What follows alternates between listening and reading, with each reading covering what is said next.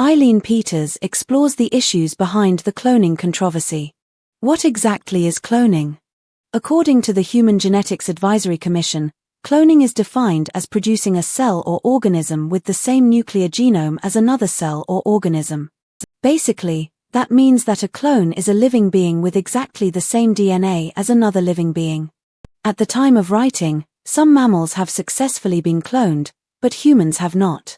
Although frogs were first successfully cloned in the 1950s, it was not until the mid-1990s that cloning became a major political issue.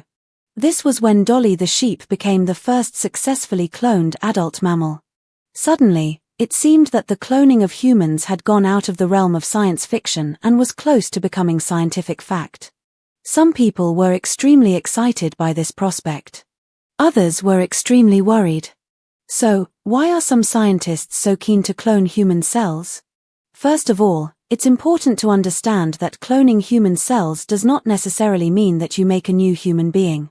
Scientists believe that in the future we will be able to clone human organs such as the heart, liver, and kidneys, which we'll be able to use in transplant operations. They also think that cloning will help us get rid of genetic diseases and will allow infertile couples to have children. However, most scientists are against human cloning at present because they argue it is not safe. It took 272 attempts before the cloning of Dolly, and even she has not enjoyed good health since her birth. At present, we do not have the technology to safely clone humans. But what if we are able to solve the safety issues? Will human cloning be acceptable then? Many politicians and religious leaders say no. There are both political and ethical arguments against human cloning. Some religious groups say that cloning would allow us to play God, to determine the sex, the eye color, even the height of our children.